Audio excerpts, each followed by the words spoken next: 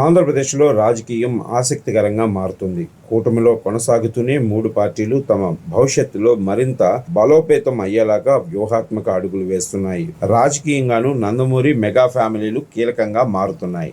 ఇటు బీజేపీ సైతం ఏపీలో తాజా పరిణామాలపైన ప్రత్యేకంగా ఫోకస్ చేసింది. భవిష్యత్ కార్యాచరణ ఖరారు చేస్తుంది.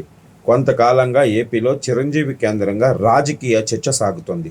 తాజాగా ముఖ్యమంత్రి చంద్రబాబును చిరంజీవి ప్రశంసలతో ముంచెత్తడం రాజకీయంగా ఆసక్తికరంగా మారుతోంది. ముఖ్యమంత్రి చంద్రబాబు పైన చిరంజీవి ఆసక్తికర వ్యాఖ్యలు చేశారు. చంద్రబాబు ధీరోదాత్తుడని, అలిపిరి దాడి ఘటనలో పడిలేచిన ఆయనలో ఎంతో మానసిక స్థైర్యం చూశానని కొనియాడారు.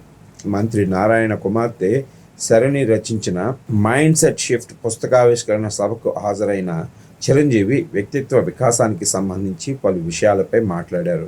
జీవితం ఏమవుతుందో అనే అభద్రతా భావంతో ఉండే కంటే నేను సాధించగలనని మైండ్ సెట్తో ముందుకెళ్లాలని, తాను అక్కడే విజయం సాధించానని చిరంజీవి పేర్కొన్నారు.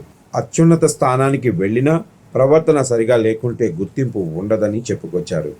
అలిపిరి ఘటనతో చంద్రబాబు కింద పడి లేచారని, అంతటి పరిస్థితుల్లోనూ ఎక్కడా చెక్కు చెదరలేదని వ్యాఖ్యానించారు. చంద్రబాబు మానసిక స్థైర్యంతో ఉన్నారని, అంతటి ధీరోదాత్తత ఆయనలో తాను చూశానని వివరించారు. ప్రతికూల పరిస్థితులు వచ్చినా వాటిని అధిగమించేలాగా మంచి రోజులు వస్తాయనే నమ్మకంతో ముందుకు వెళ్ళాలి. అందుకు నిదర్శనమే చంద్రబాబు అని చిరంజీవి పేర్కొన్నారు. చంద్రబాబు తనకు ఎంతో ఇష్టమైన రాజకీయ రంగంలో రాణించాలనే పరితపించారని చిరంజీవి ప్రశంసించారు. కాలేజీ రోజుల నుంచి నాయకత్వ లక్షణాలతో ఎదిగారన్నారు.